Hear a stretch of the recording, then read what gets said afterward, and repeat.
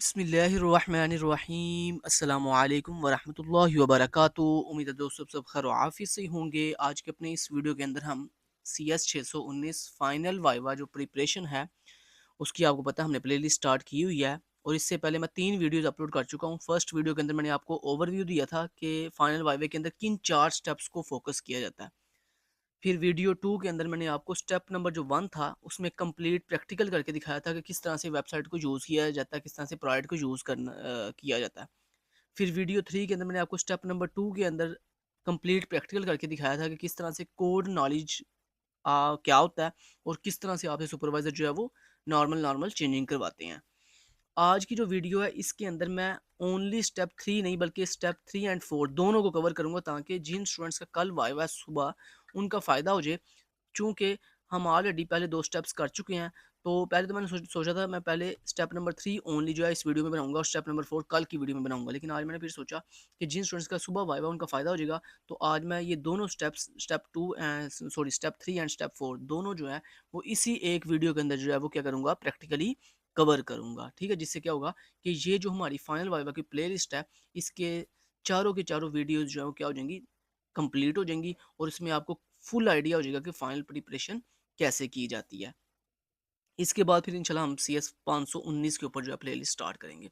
अच्छा जी, तो सबसे पहले दोस्तों हम बात कर लेते हैं स्टेप नंबर अब 3 की। स्टेप नंबर 3 में बेसिकली क्या होता है कि वो आपसे जो है वो फ़ेवरेट सब्जेक्ट पूछ सकते हैं। अब ये ज़रूरी नहीं है कि मतलब वो स्टेप 3 भी आपसे फ़ेवरेट सब्जेक्ट पूछें। वो आपसे जो है स्टेप 4 मतलब पीपीटी जो स्लाइड है वो पहले करवा सकते हैं, स्टेप 3 बाद में करवा सकते हैं। तो मतलब ये आगे-पीछे ये स्टेप्स जो हैं वो सुपरवाइज़र ऐसे ही करवाएँगे लेकिन आगे-पीछे हो सकते हैं। मतलब ये ज़रूरी नहीं है कि मतलब स्टेप 1 पे आपको वेबसाइट यूज़ करवाएँ, स्टेप 2 पे। मतलब ये स्टेप्स जो हैं वो आगे-पीछे हो सकते हैं अकॉर्डिंग टू सुपरवाइज़र, लेकिन होंगे इंशाल्लाह यही। यही 4 स्टेप्स होंगे, क्लियर? तो अब बात करते हैं जी स्टेप नंबर 3 की। स्टेप नंबर 3 में बेसिकली वो आपसे पूछेंगे कि आपका फ़ेवरेट सब्जेक्ट कौन-सा? तो आपने कोई भी फ़ेवरेट सब्जेक्ट आपने चूज़ कर लेना है। तो अपना वाइवा देने से पहले आपने घर बैठकर कोई भी एक सोच लें कि आपने किस सब्जेक्ट को एज़ ए फ़ेवरेट सब्जेक्ट जो है वो चूज़ करना है। क्योंकि जो फ़ेवरेट सब्जेक्ट आप उनको बताओगे ना, फिर वो आपसे उस फ़ेवरेट सब्जेक्ट में से 2 या 3 या 4 क्वेश्चन जो है वो करेंगे। तो इसलिए आपने सोच समझ के जो है फ़ेवरेट सब्जेक्ट चूज़ करना है। जो 90% स्टूडेंट्स होते हैं वो फ़ेवरेट सब्जेक्ट के तौर पर जो सब्जेक्ट चूज़ करते हैं वो है CS 403 यानी database management system. Database management system. 90% बच्चे जो है वो इस सब्जेक्ट का इंतखाब करते हैं क्योंकि ये सब्जेक्ट बहुत ईज़ी है, इतना मुश्किल नहीं है, इसलिए 90% स्टूडेंट जो है वो इसका इंतखाब करते हैं। लेकिन ये ज़रूरी नहीं है कि आप CS 403 ही चूज़ करो एज़ ए फ़ेवरेट सब्जेक्ट। आप जो है कोई और सब्जेक्ट भी चूज़ कर सकते हो, लाइक जैसे आपको CS 601 पसंद है, आपको जो है CS 610 पसंद है, आपको जो है जनाब CS 201 अच्छा लगता है, आपको CS 101 अच्छा लगता है, आपको CS 301 पसंद है, आपको CS 304, मतलब जोन-सा सब्जेक्ट आपको पसंद है ना, लेकिन हो वो सीएस से रिलेटेड या आईटी से रिलेटेड, ठीक है? हो वो किससे रिलेटेड? आईटी से रिलेटेड। या मान लो आप कहते हो मुझे सीएस 604 अच्छा लगता है, आप कहते हो मुझे आईटी 601 अच्छा लगता है। तो जोन-सा भी सब्जेक्ट आपने उनको एज़ ए फ़ेवरेट सब्जेक्ट बताना है, वो क्या हो, या तो सीएस से बिलॉन्ग करता हो या आईटी से बिलॉन्ग करता हो या सॉफ्टवेयर इंजीनियरिंग से बिलॉन्ग करता हो। ये नहीं अब आप उनको बोलो मुझे इस्लामियात पसंद है। अब इस्लामियात का आपके फाइनल वाइवे से कोई ताल्लुक नहीं है। क्योंकि इस्लामियात एक इस्लामिक स्टडीज़ का जो है सब्जेक्ट है, ना कि वो कंप्यूटर साइंस का। ठीक है? तो इसलिए आपने जो है फ़ेवरेट सब्जेक्ट के तौर पर किसी भी एक कंप्यूटर साइंस के, आईटी के या फिर सॉफ्टवेयर इंजीनियरिंग के किसी सब्जेक्ट को जो है वो as a favourite subject choose कर लेना। लेकिन मैं आपको वैसे रिकमेंड करूँगा कि आप CS 403 यानी डेटाबेस मैनेजमेंट सिस्टम को जो है एज़ ए फ़ेवरेट सब्जेक्ट रख सकते हो। अब सवाल कर लेते हैं कि अगर हम कहते हैं जी मान लो कि हमारा favourite subject database management system है, तो हमसे कैसे सवाल पूछेंगे? जनाब वो हमसे 2-3 क्वेश्चन करेंगे, लाइक जैसे करेंगे डेटाबेस मैनेजमेंट सिस्टम से रिलेटेड, मतलब CS 403 के अंदर आपने जितने टॉपिक्स पढ़े हैं, उनमें से ही आपको चंद एक टॉपिक्स में से वो कुछ ना कुछ क्वेश्चन करेंगे। अब CS 403 के जो इंपॉर्टेंट टॉपिक्स हैं ना वो कौन-कौन से हैं? वो या तो आपसे नॉर्मलाइज़ेशन पूछ सकते हैं और उसकी टाइप्स पूछ सकते हैं। वो आपसे जॉइन्स पूछ सकते हैं या जॉइन्स की टाइप पूछ सकते हैं। ये मैं उन स्टूडेंट्स को बता रहा हूँ जिन्होंने ये वाला डेटाबेस मैनेजमेंट सिस्टम जो CS 403 है, अगर आप इसको as a favourite subject choose करते हो, तो फिर ये जो टॉपिक मैं आपको बता रहा हूँ बोल के, ये वेरी इंपॉर्टेंट है। अगर आप इनको क्लियर कर लेते हो तो आपका फ़ेवरेट सब्जेक्ट का जो टॉपिक्स हैं वो बड़े अच्छे से तैयार हो जाएँगे। तो CS 403 के इंपॉर्टेंट टॉपिक्स कौन-कौन से हैं? डाटा वर्सेस इन्फॉर्मेशन, कि डाटा में और इन्फॉर्मेशन में क्या फ़र्क है? ये पहला इंपॉर्टेंट टॉपिक है। दूसरा टॉपिक है file structure and database system में क्या डिफरेंस है, ये इंपॉर्टेंट टॉपिक है। फिर अगला जो इंपॉर्टेंट टॉपिक है वो है जनाब अल्लाह आपका भला करे डेटाबेस की टाइप्स जो है हमारे पास आ जाती हैं, जिसमें डीडीएल आती है, डीसीएल आती है, डीक्यूएल आती है। तो इनका आपको अच्छे से नॉलेज हो, डीसीएल क्या होता है, डीडीएल क्या होता है, डीएमएल क्या होता है, डीक्यूएल क्या होता है, ये टॉपिक्स आपको अच्छे से आते हो। उसके बाद फिर आपको पता हो एसक्यूएल क्यूरीज आपको अच्छे से आती हो। एसक्यूएल क्यूरीज में आपको क्रिएट क्यूरी आती हो, अपडेट क्यूरी आती हो, ड्रॉप क्यूरी आती हो, और इंसर्ट क्यूरी आती हो, क्रिएट क्यूरी आती हो, और उसके साथ साथ आपको सेलेक्ट क्यूरी का पता हो। तो ये इंपॉर्टेंट कुछ क्यूरीज हैं जो आपको ज़बानी आती हों। इसी तरह नेक्स्ट टॉपिक है सी एस 403 का जो इंपॉर्टेंट टॉपिक है वो अनॉमलीज। अनॉमलीज क्या होती हैं, अनॉमलीज की डिफरेंट टाइप्स हैं, insertion anomaly, deletion anomaly, updation anomaly, ये इंपॉर्टेंट टॉपिक है। फिर उसके बाद आ जाता है हमारे पास normalization. What is normalization and all the types of normalization, first normal form, second normal form, third normal form, BCNF। ठीक है, तो ये इंपॉर्टेंट टॉपिक है। उसके बाद फिर ज्वाइंस वाला टॉपिक इंपॉर्टेंट है, what is join and all the types of joins, जिसमें inner join, equi join, natural join, ये सारी ज्वाइंस की जो टाइप्स हैं ये इंपॉर्टेंट है। ठीक है। उसके बाद फिर हमारे पास जो इंपॉर्टेंट टॉपिक है वो है views. What is view, view क्या होता है उसकी आपको डेफिनेशन आती हो। उसके बाद व्हाट इज इंडेक्स, इंडेक्स क्या होता है उसकी आपको डेफिनेशन आती हो। उसके बाद फिर आपको ये पता हो वो व्हाट इज डेडलॉक, डेडलॉक क्या होती है, ये कब अक्कर होती है, ये आपको पता हो। तो ये बस कुछ इंपॉर्टेंट टॉपिक थे जो कि CS403 के इंपॉर्टेंट टॉपिक थे। अब अगर आप चूज करते हो CS601 या CS610, तो उसमें फिर आपसे नेटवर्किंग के रिलेटेड क्वेश्चन करेंगे कि IP क्या होता है, IPv4 और IPv6 में क्या डिफरेंस है। ठीक है। और नेटवर्किंग के और जितने इंपॉर्टेंट टॉपिक्स हैं वो आपसे उनमें से वो पूछ सकते हैं। ठीक है। चूँकि 90% स्टूडेंट्स CS403 को फॉलो करते हैं, इसलिए मैंने इसके ज़्यादा डीपली आपको टॉपिक बता दिए हैं। बाकी CS601 एंड 610 के अंदर जो नेटवर्किंग के इंपॉर्टेंट इंपॉर्टेंट टॉपिक्स हैं वो आपसे पूछेंगे। जैसे मैंने आपको एग्जांपल दिया IPv की, IPv4 में एंड IPv6 में क्या डिफरेंस है, राउटर क्या होता है, राउटर किस तरह से काम करता है, स्विचेस क्या होते हैं। ठीक है। और उसके बाद आपका डिवाइसेस क्या होती हैं। तो ये आपसे जो है वो पूछ सकते हैं नेटवर्किंग से रिलेटेड। अगर आप चूज़ करते हो CS201, तो उसमें आपसे C++ से रिलेटेड कुछ क्वेश्चन करेंगे, लाइक फंक्शंस क्या होते हैं। ठीक है। और उसके बाद आपसे पूछ सकते हैं इनहेरिटेंस क्या होती है, और आपसे वो पूछ सकते हैं इनहेरिटेंस की टाइप्स बताओ, multiple inheritance, multi level inheritance. ठीक है, ये क्या होती हैं। उसके बाद आपसे वो पूछ सकते हैं लाइक इसके CS201 के जो कुछ और इंपॉर्टेंट टाइप्स हैं, जैसे पॉलीमॉर्फिज्म क्या होती है। ठीक है, C++ का ये इंपॉर्टेंट टॉपिक है, पॉलीमॉर्फिज्म क्या होती है, स्विच स्टेटमेंट क्या होती है। ठीक है, लूप्स क्या होती हैं, लूप्स की कितनी टाइप्स हैं। ठीक है, तो ये आपसे पूछ सकते हैं। ऐसे अगर आप CS101 चूज़ करते हैं तो उसमें आपसे CS101 के जो इंपॉर्टेंट टॉपिक्स हैं उसमें आपके मिलते जुलते सारे टॉपिक्स हैं, मतलब डिफरेंट कंसेप्ट्स उसने CS101 इंट्रोडक्शन टू कंप्यूटिंग जो कि आप फर्स्ट सेमेस्टर में पढ़ते हो, उसमें मिल जुल के आपको पता सारे टॉपिक्स आ जाते हैं। CA++ उसमें आ रही है, उसमें नेटवर्किंग की भी आती है, उसमें MS Word, MS Excel, MS PowerPoint भी आता है। तो वो आपसे पूछेंगे। आप कहते हो CS301, तो उसमें आपसे फिर डाटा स्ट्रक्चर के टॉपिक पूछेंगे। लाइक वो आपसे पूछते हैं what is linked list, linked list क्या होती है, लिंक्ड लिस्ट की type, singly linked list, doubly linked list, circular linked list. ठीक है, ट्री पूछ सकते हैं, BST बाइनरी सर्च ट्री पूछ सकते हैं आपसे। ठीक है, स्ट्रिक्टली बाइनरी ट्री पूछ सकते हैं। वो आपसे हीप पूछ सकते हैं, हीप की डिफरेंट टाइप्स वो आपसे पूछ सकते हैं। तो ये CS301 के इंपॉर्टेंट टॉपिक्स हैं। फिर उसके बाद अगर आप CS304 चूज करते हैं तो उसमें आपकी आ जाती है जनाब वो ऑब्जेक्ट ओरिएंटेड प्रोग्रामिंग आ जाती है, जो कि C++ से बिलोंग करती है। तो उसकी मैं आपको ऑलरेडी CS201 के अकॉर्डिंग टॉपिक बता चुका हूँ।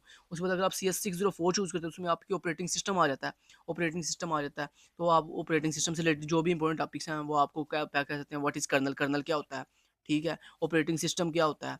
ठीक है, ऑपरेटिंग सिस्टम के अंदर डिफरेंट तरह के ऑपरेटिंग सिस्टम के नाम बताओ। ठीक है, लिनक्स है, यूनिक्स है, वो इस तरह पूछ सकते हैं। तो मतलब जो टॉपिक जो सब्जेक्ट आप चूज़ करोगे ना, उस सब्जेक्ट के अंदर वो फिर आपसे 2-3 क्वेश्चन करेंगे। तो ज़्यादा जो स्टूडेंट्स इसको फॉलो करते हैं CS403 डेटाबेस मैनेजमेंट सिस्टम को, तो मैं भी आपको रिकमेंड करूँगा कि आप फेवरेट सब्जेक्ट के तौर पर CS403 तैयार कर लो। और CS403 के अंदर जितने इंपॉर्टेंट टॉपिक हैं वो मैंने आपको अभी स्टार्ट में बोल के बता दी हैं कि वो कौन कौन से टॉपिक्स हैं जो आपके लिए as a favourite subject CS403 के अंदर जो है वो इंपॉर्टेंट है। तो मैं उम्मीद करता हूँ आपको स्टेप नंबर 3 की समझ आ गई होगी कि फेवरेट सब्जेक्ट आपने कैसे चूज बताना होता है और उसमें फिर किन किन टॉपिक्स को आपने फॉलो करना होता है। नेक्स्ट दोस्तों बात कर लेते हैं आप जी स्टेप नंबर 4, जिसमें वो आपसे पूछ सकते हैं कि PPT स्लाइड अपनी ओपन करो। अब PPT स्लाइड कौन सी होती है, वो जो आप अपनी फाइनल डिलीवरेबल के अंदर ये जो प्रेजेंटेशन नहीं बनाते, जिसको आप फाइनल प्रेजेंटेशन कहते हो, इसको बेसिकली हम PPT स्लाइड कहते हैं। तो कुछ बच्चों को ये नहीं पता होता कि PPT स्लाइड क्या होती हैं। तो बेसिकली जनाब PPT स्लाइड इसको ही कहते हैं, ये जो आप अपने फाइनल डिलीवरेबल जब सबमिट करवाते हो तो उसके अंदर आपकी 2 फाइल्स होती हैं डॉक्यूमेंट्री की। एक होती है फाइनल रिपोर्ट जो कि आप MS वर्ड पे रेडी करती हो, और दूसरा आपकी होती है फाइनल प्रेजेंटेशन जो कि आप इस तरह MS पावर पॉइंट पे रेडी करती हो। तो ये जो आपने फाइनल प्रेजेंटेशन पावर पॉइंट पे रेडी की हुई है, इसको बेसिकली शॉर्टली हम कहते हैं PPT स्लाइड्स।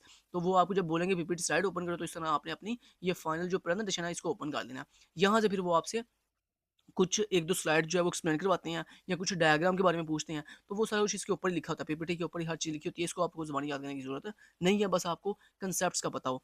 अब मैं आपको ये जितनी भी पीपीटी स्लाइड है, स्टेप नंबर 4 के अंदर चूँकि मैंने आपको बताया था कि मैं आपको पीपीटी स्लाइड को एक्सप्लेन करके दूँगा, जिसमें आपको फ़ायदा हो जाएगा कि अगर आपको सुपरवाइज़र पीपीटी स्लाइड में से कुछ भी पूछते हैं, तो आप ईज़िली उसका आंसर कर सकते हो। तो चलें जी, मैं आपको यहाँ पे तकरीबन टोटल 23 स्लाइड्स हैं, इन तमाम स्लाइड्स को शॉर्टली जो है वो जल्दी से एक्सप्लेन कर देता हूँ, ताकि आपको फ़ायदा हो जाए। अब यहाँ पे पहली स्लाइड के ऊपर बेसिकली आपके प्रोवाइड का नाम होगा, जो भी आपने प्रोवाइड बनाया उसका नाम होगा। नेक्स्ट स्लाइड के ऊपर बेसिकली आपका मेंबर का इंट्रोडक्शन होगा, मतलब आपका नाम लिखा होगा और आपकी वीओ आईडी होगी। नेक्स्ट स्लाइड के ऊपर बेसिकली आपके प्रोवाइड का इंट्रोडक्शन होगा। एक 200 बात ख्याल रहे कि सुपरवाइजर चाहे आपसे इंग्लिश में भी बात करें, आपने फिर भी क्या करना होता है, आपने अपने वाइवे के अंदर उर्दू में ही बात उनसे करनी होती है। क्योंकि कई दफ़ा ये होता है कि स्टूडेंट्स को इंग्लिश आती नहीं है, वो फिर जब वो गुलाबी इंग्लिश बोलते हैं, तो फिर ना सुपरवाइजर को समझ आ रही होती है कि आप कहना क्या चाह रहे हो, ना आपको खुद समझ आ रही होती है कि मैं कहना क्या चाह रहा हूँ या कहना क्या चाह रही हूँ। तो इसलिए मैं आपको ये रिकमेंड करूँगा कि आप कभी भी जो है इंग्लिश बोलकर ज़्यादा एफिशिएंसी ना लगाएँ, सुपरवाइज़र के सामने ना, मतलब ये ना बताने की कोशिश करो कि जी आपको बड़ा जो है ना वो नॉलेज है और आपको बड़ी अच्छी इंग्लिश आती है, यूएस की स्टैंडर्ड इंग्लिश आपको आती है, आप बहुत बड़े घोड़े हो, ठीक है? तो ये चीज़ आपने नहीं करनी है। आपने टू द पॉइंट बस उर्दू में अगर आप पंजाबी में जवाब दोगे, तो वो फिर भी एक्सेप्ट कर लेंगे। उनकी तरफ से आपको कोई फ़ोर्स नहीं किया जाएगा कि आपने वो इंग्लिश में जवाब देना है या उर्दू में जवाब देना है। आप उस लैंग्वेज में जवाब दो जिसमें आपको ईज़ी लगता है। तो इसलिए आप उर्दू का इस्तेमाल करो, उर्दू में बताओ। तो यहाँ पर ये जो इंट्रोडक्शन ऑफ राइट होगा, इसको आपने ऐसे रीड करके वहाँ पे नहीं सुनाना। It's become clear that the health and wellness industry helps people. ये रीड करना उनको भी आता है। उनका बेसिकली मेन मोटिव होगा कि भई आप अपने प्रोडक्ट के बारे में थोड़ा उर्दू में एक्सप्लेन करो कि आपका प्रोडक्ट क्या है, उसका क्या मोटिव है, उसका गोल क्या है। तो बेसिकली आपने उर्दू में बस थोड़ा-सा एक्सप्लेन कर देना है। जैसे यहाँ पे देखो, हमारा प्रोडक्ट जो है फिटनेस से रिलेटेड है। इसके अंदर मेन जो गोल है वो ये है कि हमने हेल्थ और वेलनेस के बारे में जो है वो वर्क कर रहे हैं अपने प्रोडक्ट के अंदर, और ऐसे फीचर्स दे रहे हैं जिसके अंदर क्या होगा कि हमारी जिम के अंदर जितने लोग आएँगे या हमारे क्लब के अंदर जितने लोग आएँगे, उनको फिटनेस से रिलेटेड और वेलनेस से रिलेटेड वो हर चीज़ जो है वो क्या की जाएगी, प्रोवाइड की जाएगी। और यहाँ पे कुछ मेंबर्स आएँगे, मेंबर्स को मेंबरशिप दी जाएगी और मेंबरशिप मंथ के हिसाब से होगी, और वो इस तरह से। तो मतलब कहने का ये है कि आपके पास यहाँ पे जो भी आपने प्रोडक्ट बनाया है, उस प्रोडक्ट का थोड़ा-सा आपने उर्दू के अंदर 2-3 सेकंड के अंदर बस एक्सप्लेन कर देना कि आपके प्रोडक्ट का मेन गोल क्या है, बस इतना आपने बताना है। नेक्स्ट स्लाइड पे चलते हैं। ये स्लाइड खाली है, अच्छा इस स्लाइड पे आ जाते हैं जी। ये स्लाइड क्या है जी, इस पे लिखा आ रहा है अडॉप्टेड मेथोडोलॉजी। अडॉप्टेड मेथोडोलॉजी का बेसिकली मतलब ये होता है कि आपने किस मेथड को यूज़ करते हुए अपना पूरे का पूरा प्रोजेक्ट जो है वो बिल्ड किया है। तो दोस्तों, आपने जिस मेथड का, जिस मॉडल का इस्तेमाल किया, वो ये लिखा हुआ है वीयू प्रोसेस मॉडल, कि हमने अपना पूरे का पूरा जो प्रोडक्ट रेडी किया है, बिल्ड किया है, वो किसको इस्तेमाल करके किया है, वीयू प्रोसेस मॉडल को। अब वीयू प्रोसेस मॉडल क्या होता है? वीयू प्रोसेस मॉडल एक ऐसा मॉडल होता है जो 6 फेजेस पे काम करता है। Requirement phase, analysis phase, design phase, coding phase, testing phase and acceptance phase. अब बारी बारी इनको समझ लेते हैं कि ये चारों 6 की 6 फेज कैसे काम करती हैं। पहला फेज है दोस्तों requirement phase. Requirement phase basically वो होता है जिसके अंदर हम अपनी इंफॉर्मेशन को कलेक्ट करते हैं, अपनी प्लानिंग कर रहे होते हैं कि आगे हमने बनाना क्या है, हमने उसका नाम क्या रखना है, उसका मेन गोल क्या होगा, किसके लिए बना रहे हैं, जिसके लिए बना रहे हैं क्या उसको नीड भी है इस चीज़ की कि नहीं। तो जब हम अपनी रफ सा एक अपनी इंफॉर्मेशन कलेक्ट करते हैं, प्लानिंग करते हैं, एक रफ सा आइडिया तैयार करते हैं, तो वो कौन सा फेज़ होता है? रिक्वायरमेंट फेज़ होता है। जब रिक्वायरमेंट फेज़ पूरा हो जाता है, फिर अगला फेज़ आता है जनाब एनालिसिस फेज़। एनालिसिस फेज़ में हम क्या करते हैं? एनालिसिस फेज़ में बेसिकली हम ये चीज़ अपनी वो जो हमने रफ सा आइडिया तैयार किया था रिक्वायरमेंट फेज़ के अंदर, उसको अब हम क्या करेंगे? फाइनलाइज़ शेप देंगे। फाइनलाइज़ शेप देने का क्या मतलब है? यानी अब हम एनालाइज़ करेंगे कि जो हमने अपने प्रोडक्ट का नाम रखा है, क्या वो नाम सूटेबल है?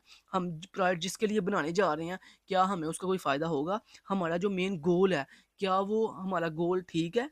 हमने कोई गलती तो नहीं कर रहे? तो ये सारी चीज़ें हम फाइनलाइज़ करते हैं कहाँ पे? एनालिसिस फ़ेज़ के अंदर। जब एनालिसिस फ़ेज़ कंप्लीट हो जाता है, फिर देन अगला फ़ेज़ आता है डिज़ाइन फ़ेज़।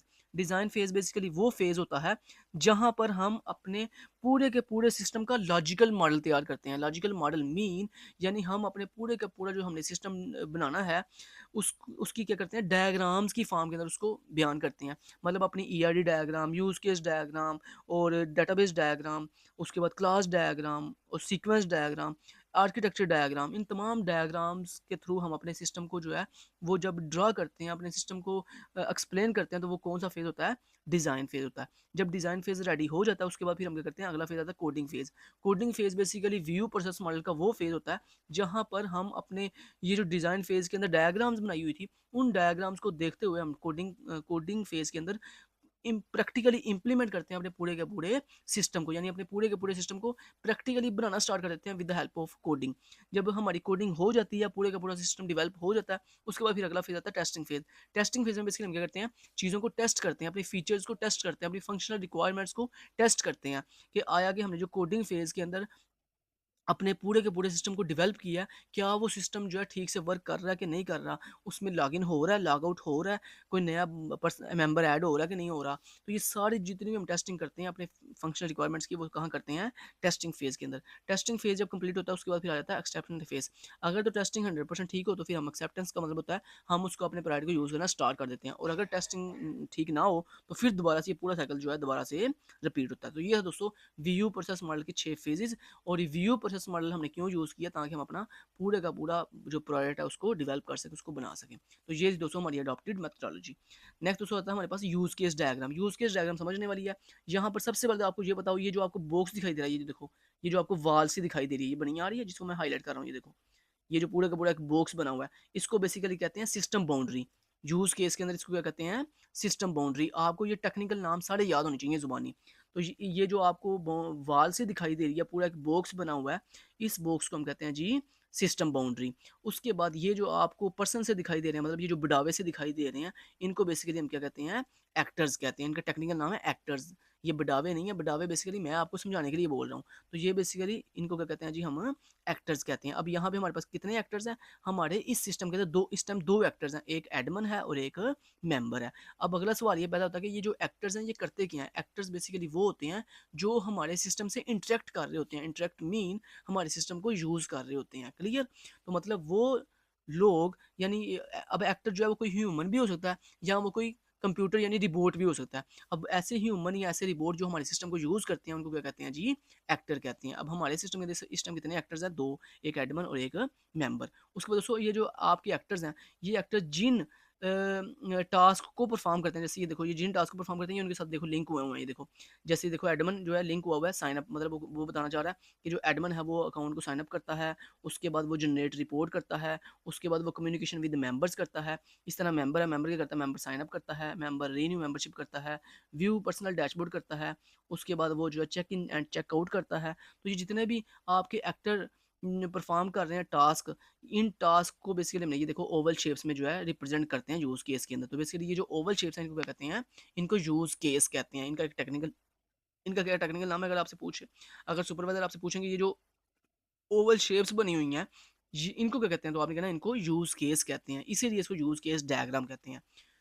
क्लियर। तो इनको यूज केस कहते हैं। तो आप ये कह सकते हो ये हमारे जो एक्टर्स हैं ये इनके यूज केसेस हैं, ये इनके क्या है जी, यूज केसेस हैं। और ये यूज केस क्या होते हैं, जो हम अपने सिस्टम के अंदर फंक्शनल रिक्वायरमेंट्स परफॉर्म कर रहे होते हैं, उनको बेसिकली यूज केस कहते हैं, यूज केस डायग्राम के अंदर। क्लियर। उसके बाद दोस्तों अब मैं दोबारा से एक दफा रिपीट करता हूँ इनके टेक्निकल नाम। तो यूज केस डायग्राम के अंदर टेक्निकल नाम कौन कौन से हैं, ये एक जो बॉक्स बना हुआ है इसको क्या कहते हैं, सिस्टम बाउंड्री। उसके बाद ये जो आपको पर्सन से दिखाई दे रहे हैं इनको कहते हैं एक्टर्स। एक्टर कौन होते हैं, जो हमारे सिस्टम से इंटरेक्ट करते हैं, हमारे सिस्टम को यूज करते हैं। उसके बाद हमारे पास यहाँ पे कितने एक्टर्स हैं, दो एक्टर्स हैं। कौन कौन से, एक एडमन है और एक मेंबर है। उसके बाद हमारे एक्टर्स जो ये जो टास्क परफॉर्म कर रहे हैं इनको क्या कहते हैं, यूज केस कहते हैं, जिनको हमने ओवल शेप से रिप्रेजेंट किया हुआ है। उसके बाद यहाँ पे एक लास्ट चीज़ रह गई है, वो है जी ये इंक्लूड एंड एक्सटेंड। ये इंक्लूड और एक्सटेंड क्या चीज़ है, ये बेसिकली इनको कहते हैं हम रिलेशनशिप, इनको क्या कहते हैं, रिलेशनशिप। अब ये रिलेशनशिप जो इंक्लूड रिलेशनशिप है और ये जो एक्सटेंड रिलेशनशिप है, इन दोनों में क्या फ़र्क है दोस्तों। जो इंक्लूड रिलेशनशिप होता है ये मैंडेटरी रिलेशनशिप होता है। यूज केस डायग्राम के अंदर ये जो इंक्लूड रिलेशनशिप होता है, ये कौन सा रिलेशनशिप होता है, मैंडेटरी रिलेशनशिप होता है, मतलब इसको करना ज़रूरी होता है।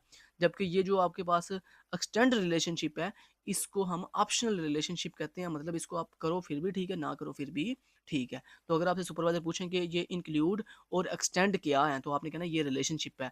फिर उसके बाद अगर वो आपसे पूछेंगे इन दोनों में क्या डिफरेंस है, तो आपने कहना इंक्लूड जो है ये मैंडेटरी रिलेशनशिप होता है, और ये जो एक्सटेंड है ये ऑप्शनल रिलेशनशिप होता है।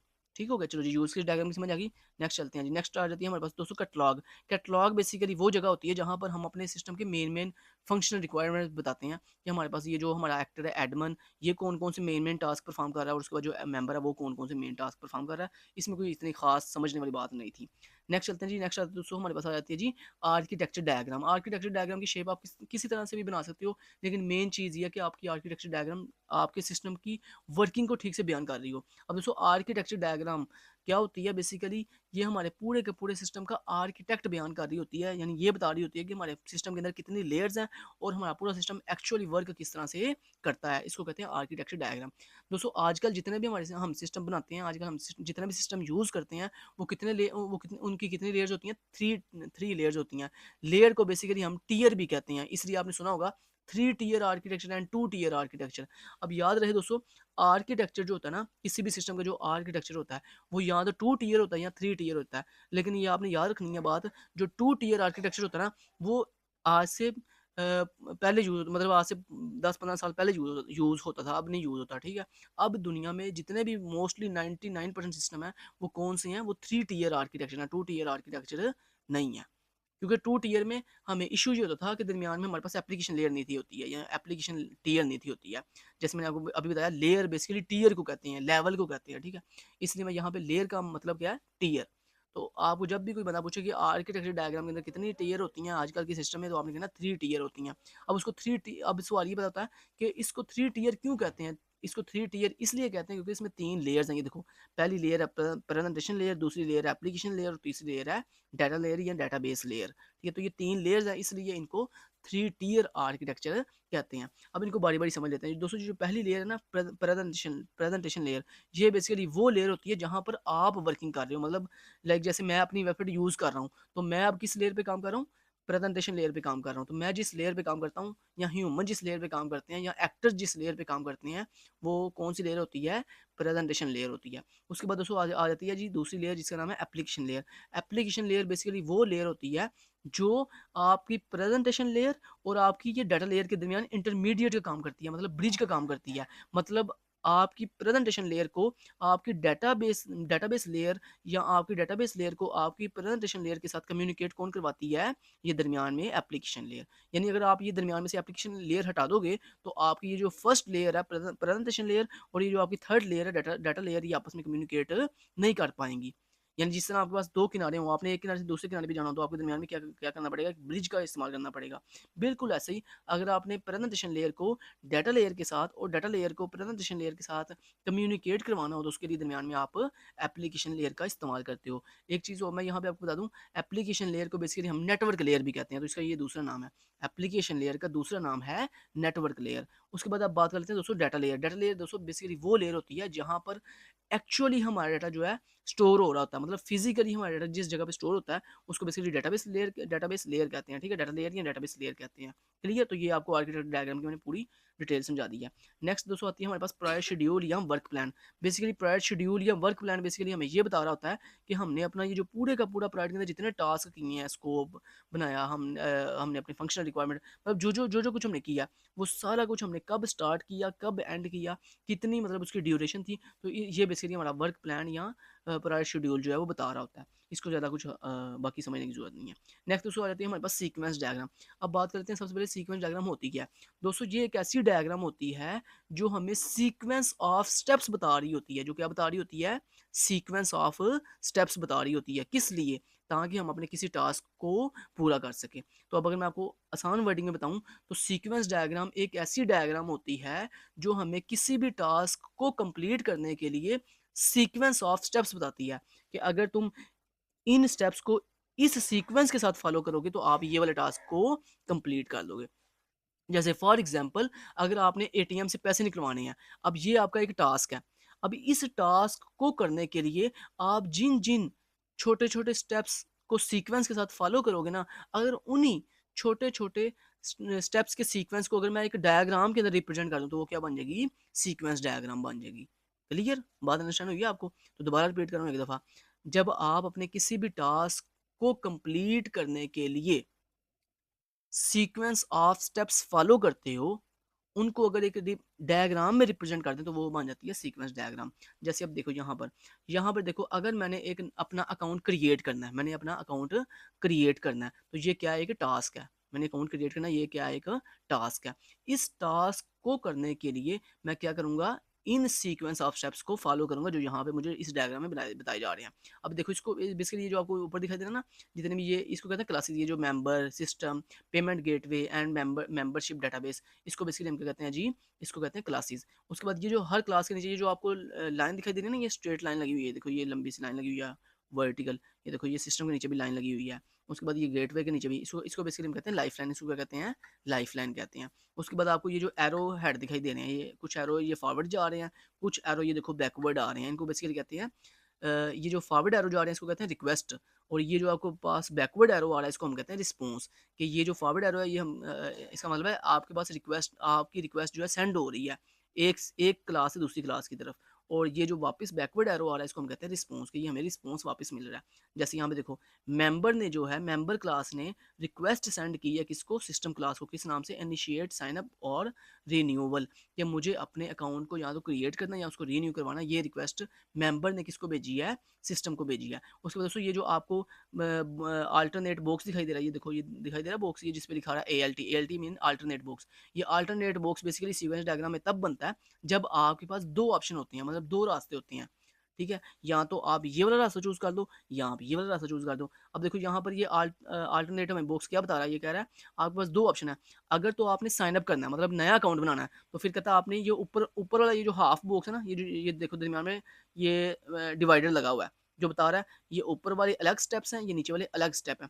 आप ये ऊपर वाले जो स्टेप्स हैं ये तब फॉलो करोगे जब आपने क्या करना होगा, ये देखो ऊपर लिखा हुआ है साइन अप, जब आपने अकाउंट क्रिएट करना होगा तो कहता है आपने ये ऊपर वाले स्टेप्स फॉलो करने हैं, और नीचे ये लिखा हुआ है रीन्यूअल, कहता है अगर आपने अकाउंट रीन्यू करवाना है तो फिर आप ये नीचे वाले स्टेप्स जो है वो क्या करोगे, फॉलो करोगे। समझ आ गई बात की? तो ये होती है दोस्तों सीक्वेंस डायग्राम, क्लियर। नेक्स्ट दोस्तों बाकी भी सीक्वेंस डायग्राम ऐसी बनी हुई हैं। नेक्स्ट चलते हैं जी क्लास डायग्राम। अब क्लास डायग्राम क्या होती है, क्लास डायग्राम बेसिकली एक ऐसी डायग्राम होती है जो हमें हमारे सिस्टम के अंदर जितने भी हमने टेबल बनाए होते हैं डाटा डाटा स्टोर करने के लिए, उनको बेसिकली क्लासेस की फॉर्म में रिप्रेजेंट करती है। जैसे मैं यहाँ पे थोड़ा सा जूम करके आपको दिखा देता हूँ। ये देखो जैसे यहाँ पे देखो ये पूरी एक क्लास है, ये पूरी मेंबर एक क्लास है, ये पूरी कम्युनिकेशन क्लास है।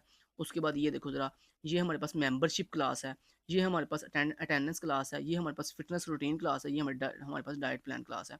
अब देखो हर क्लास के अंदर जो है 3 बॉक्स बने हुए हैं। हर क्लास के अंदर कितने बॉक्स बने हुए हैं, देखो 1, 2 और 3, 3 सब बॉक्स बने हुए हैं। तो बेसिकली इनके बारे में मैं आपको बता देता हूँ। ये जो आपको हर क्लास के अंदर जो पहला बॉक्स दिखाई दे रहा है, ये बेसिकली क्लास का नाम है, जैसे स्टाफ एडमिन, ये हमारे पास क्लास का नाम है। उसके बाद ये जो दूसरा बॉक्स है क्लास के अंदर, ये बेसिकली उस क्लास के एट्रीब्यूट्स बता रहा है कि उस क्लास के अंदर admin ID, name, role and phone, ये उसके एट्रीब्यूट्स हैं, और आगे ये उसकी डाटा टाइप बता रहा है कि इंट उसकी एडमिन आईडी की डाटा टाइप इंट है, नेम की डाटा टाइप टेक्स्ट है, रोल की डाटा टाइप टेक्स्ट है, फ़ोन की डाटा टाइप टेक्स्ट है।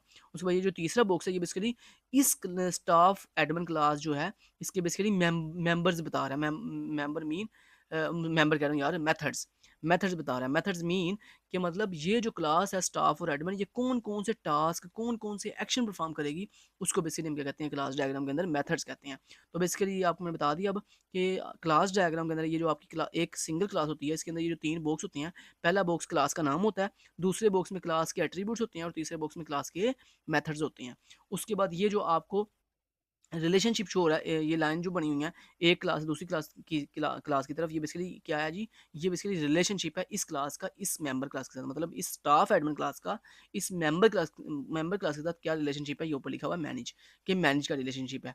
और मैनेज का रिलेशनशिप के साथ साथ ये देखो, ये यहाँ पर देखो ये स्ट्रेट लाइन है, और यहाँ पर देखो इस तरफ देखो 3 बार्स बनी हुई हैं, इसको कहते हैं वन टू मैनी का रिलेशनशिप, वन टू मैनी का रिलेशनशिप, इसको हम बेसिकली कहते हैं रिलेशनशिप की टाइप। ये जो मैनेज है ये बेसिकली रिलेशनशिप है, और ये जो आपको स्ट्रेट 1 लाइन और यहाँ पर 3 लाइन दिखाई दे रही है, बेसिकली रिलेशनशिप की टाइप है, जिसको हम कार्डिनैलिटी भी कहते हैं, ठीक है। और ये जो उसके साथ एक छोटी सी लाइन लगी है ना, इसको हम कहते हैं मोडालिटी, इसको कहते हैं मोडालिटी। तो अभी उसको इतनी चलो आप डीपली ना समझो, आप सिर्फ मेन पॉइंट समझो बस। तो यहाँ पे जो रिलेशनशिप की टाइप यूज़ हुई है, कौन सी यूज़ हुई है, वन टू मैनी। मुझे कैसे पता चला वन टू मैनी, क्योंकि ये देखो यहाँ पे स्ट्रेट लाइन है, और यहाँ पे देखो 3 आगे बार्स बनी हुई हैं। तो ये बेसिकली मैनी की निशानी है, और ये वन की निशानी है। तो वन टू मैनी का रिलेशनशिप है स्टाफ और मेंबर के दरमियान, और रिलेशनशिप है कौन सा, मैनेज का। तो हम इसको रीड कैसे करेंगे, वन स्टाफ या Edmund manage optional many members, के मतलब एक जो स्टाफ या एक जो एडमन है वो मैनेज कर सकता है एक से ज़्यादा मेंबर्स को। ठीक है, तो ये इस तरह से ये क्लास डायग्राम बनी हुई है, क्लियर। उसके बाद ये जो आपको 2 बार्स दिखाई देती है ना, इसमें से एक बार जो है वो मोडालिटी है, एक बार छोटी-सी बार जो है वो कार्डिनलिटी है। जो एक बार है वो बेसिकली मैंडेटरी को शो कर रही है और जो दूसरी बार है वो बेसिकली 1 को शो कर रही है, मतलब मैंडेटरी 1, ठीक है, ये इस तरह से इसको शो करती है। तो जी क्लास डायग्राम भी मैंने आपको एक्सप्लेन कर दी। उसके बाद नेक्स्ट अब बात कर लेते हैं। ओहो!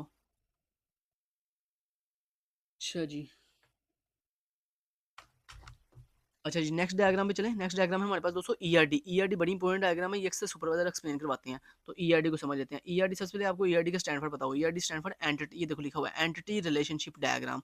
यानी अब इसकी अगर हम डेफिनेशन करें तो इसकी डेफिनेशन कुछ इस तरह से होती है। एंटिटी कहते हैं बेसिकली टेबल को, रिलेशनशिप कहते हैं ताल्लुक को, निस्बत को, डायग्राम कहते हैं किसी चीज़ की साख्त को, बनावट को। तो अगर मैं इसकी डेफिनेशन करके दिखाऊं तो एक ऐसी डायग्राम जो एंटिटीज़ के दरमियान बनने वाले ताल्लुक यानी रिलेशनशिप को शो करती है, उसको क्या कहते हैं जी? एंटिटी रिलेशनशिप डायग्राम कहते हैं। यानी ऐसी डायग्राम जो एंटिटीज़ के दरमियान रिलेशनशिप को शो करती है कि एक एंटिटी का दूसरी एंटिटी के साथ क्या रिलेशनशिप है। अब यहाँ पे एंटिटी मैंने जैसे बताया किसको कहते हैं, टेबल को कहते हैं। अब यहाँ पे एंटिटी कौन कौन सी हैं, ये जो आपको रिक्टेंगल शेप दिखाई दे रही हैं, ये देखो ये रिक्टेंगल शेप है, ये रिक्टेंगल शेप है, ये अटेंडेंस रिक्टेंगल शेप है, ये फिटनेस रूटीन रिक्टेंगल, तो मतलब जितने भी यहाँ पे आपको ये रेड कलर की रिक्टेंगल शेप दिखाई दे रही हैं, ये बेसिकली क्या कहलाती हैं, एंटिटी कहलाती हैं, यानी जिसको हम टेबल कहते हैं। उसके बाद ये जो आपको ओवल शेप दिखाई दे रही हैं एंटिटी के साथ, इसको बेसिकली कहते हैं एट्रीब्यूट्स। ये बेसिकली क्या है, कॉलम्स हैं, इस एंटिटी के कॉलम है या इसके एट्रीब्यूट्स हैं। उसके बाद ये जिस एट्रीब्यूट के नीचे ये जो स्ट्रेट लाइन लगी हुई है ना, स्ट्रेट लाइन अंडरलाइन हुई है, ये बेसिकली प्राइमरी की वाला एट्रीब्यूट है। और ये जिस एट्रीब्यूट के नीचे ये जो डॉटेड लाइन लगी हुई है ना, बेसिकली ये फॉरेन की वाला एट्रीब्यूट है। ठीक है, तो मैंने यहाँ पे हर चीज़ को एक डिफरेंट कलर भी दिया हुआ है। तो ये बेसिकली प्राइमरी की है जिसके नीचे स्ट्रेट लाइन लगी हुई है, और जिसके नीचे डॉटेड लाइन है वो फॉरेन की है। उसके बाद ये जो आपको डायमंड शेप दिखाई दे रही है, ये ग्रीन कलर वाली डायमंड शेप, ये बेसिकली क्या है जी, हमारे पास रिलेशनशिप है। क्या है जी, रिलेशनशिप। और ये जो 1 और M लिखा हुआ है, ये M स्टैंड फॉर मैनी, ये क्या है, रिलेशनशिप की टाइप है। ये जो डायमंड शेप है ये रिलेशनशिप है, और ये जो 1 और M है ये क्या है, रिलेशनशिप की टाइप है, जिसको हम कार्डिनैलिटी भी कहते हैं, जैसे मैंने आपको पीछे भी बताया, इसको कार्डिनैलिटी भी कहते हैं। अब इसको पढ़ने का एक स्टाइल है, क्या बोला, अब इसको पढ़ते कैसे हैं, 1 मेंबर हैव मैनी अटेंडेंस, मतलब एक मेंबर जो है वो रखता है एक से ज़्यादा अटेंडेंस, इसको ऐसे जो है वो टेक्निकली रीड करते हैं। तो बाकी मैंने आपको सारा बता दिया, दोबारा से एक दफ़ा रिपीट कर देता हूँ। ये जो रेड कलर के साथ आपको रेक्टेंगल शेप दिखाई दे रही है, ये क्या है जी, हमारे पास एंटिटीज़ है। ये जो ओवल शेप्स हैं ये क्या है, एट्रीब्यूट्स हैं। जिस एट्रीब्यूट के नीचे स्ट्रेट लाइन अंडरलाइन हुई हुई है ये प्राइमरी की है, जिसके नीचे डॉटेड लाइन से अंडरलाइन हुआ हुआ है ये हमारे पास फॉरेन की है। और ये जो डायमंड शेप है ये रिलेशनशिप है, और ये जो 1 और M है ये बेसिकली क्या है, रिलेशनशिप की टाइप या फिर कार्डिनैलिटी है। क्लियर, तो ये दोस्तों इस तरह से ईआरडी की भी आपको समझ आ गई। नेक्स्ट दोस्तों आ जाते हैं हमारे पास डेटाबेस डायग्राम। दोस्तों डेटाबेस डायग्राम कोई नई चीज़ नहीं है। देखो, ये जो आपने ईआरडी बनाई हुई है ना, ये बेसिकली एक स्केच होता है जो आप या तो हाथ से तैयार करते हो या आप किसी सॉफ्टवेयर में इंप्लीमेंट करते हो। अगर आप अपनी इसी ईआरडी डायग्राम को प्रैक्टिकली इंप्लीमेंट कर दो, क्या करो, अपनी इसी ईआरडी डायग्राम को अगर आप प्रैक्टिकली इंप्लीमेंट कर दो, कहाँ पर, डीबीएमएस के अंदर। DBMS stand for database management system. यानी अगर आप अपनी ईआरडी डायग्राम जो थी उसको अगर प्रैक्टिकली इंप्लीमेंट कर दो किसी डीबीएमएस के अंदर, तो वो बन जाती है डेटाबेस डायग्राम। क्लियर, और इसमें कुछ भी नहीं है। नेक्स्ट दोस्तों आ जाता है हमारे पास GUI. GUI stand for graphical user interface. Graphical user interface क्या होता है, वो जो आपने अपनी प्रोजेक्ट या अपनी वेबसाइट बनाई है ना, उससे किसी भी एक दो पेजेस का यहाँ पे बेसिकली आपने स्क्रीनशॉट लगाना होता है। जैसे ये देखो मैंने वेबसाइट बनाई फिटनेस क्लब की, ये देखो ये मैंने उसका एक स्क्रीनशॉट ये लगाया, दूसरा स्क्रीनशॉट मैंने उसका ये लगाया हुआ है। तो इस तरह ये इसको हम बेसिकली हम कहते हैं जो हमने ये जो हमें ग्राफिकल यूजर इंटरफेस दिखाई, मतलब ये जो हमें HTML का फ्रंट एंड दिखाई दे रहा है, इसको बेसिकली हम कहते हैं ग्राफिकल यूजर इंटरफेस। चलिए नेक्स्ट दोस्तों लास्ट पे आता है हमारे पास टूल्स, कि हमने किन किन टूल्स का इस्तेमाल करके अपनी पूरी की पूरी वेबसाइट जो है वो डेवलप की है, ये टूल सारे लिखे हुए हैं। ठीक है जी, तो ये दोस्तों इस तरह से हमारी जो पूरी की पूरी जो पीपीटी स्लाइड थी वो मैंने आपको सारी की सारी क्या कर दी हैं, एक्सप्लेन कर दी हैं। तो इस तरह हमारा जो स्टेप नंबर 3 था फेवरेट सब्जेक्ट का, वो भी मैंने आपको अच्छे से गाइड कर दिया प्रैक्टिकली। और स्टेप नंबर जो 4 है पीपीटी स्लाइड, वो भी मैंने आपको अच्छे से एक एक चीज़ जो है वो गाइड कर दिया। उम्मीद है आपकी बहुत अच्छे फुल एंड फ्लेज तैयारी होगी। ये दोस्तों आज की हमारी लास्ट वीडियो इस प्लेलिस्ट की, जिसमें मैंने आपको 4 वीडियोज़ के अंदर पूरी की पूरी जो CS 619 की फाइनल वाइवा की जो प्रिपरेशन है वो अच्छे से करवाई है। और इंशाल्लाह अगर आपने ये मेरी चारों वीडियोज़ अच्छे से वॉच कर ली, तो इंशाल्लाह आप अपना जो वाइवा है वो बहुत अच्छे तरीके से कवर कर सकते हो, क्लियर कर सकते हो। बाकी अगर आपने KST लर्निंग से अपने प्रोवाइड करवानी हो तो आप यहाँ पे इस नंबर से हमसे जो है वो कॉन्टैक्ट कर सकते हैं। तो आपको जैसे कि पता है KST लर्निंग या KST एक्सप्लोरिंग जो है वो हमारा एक ट्रस्टेड और एक रियल प्लेटफॉर्म है, जहाँ पे कभी भी आपके साथ जो फ्रॉड है वो नहीं किया जाता। Thank you so much, till then guys, take care, अल्लाह हाफिज़।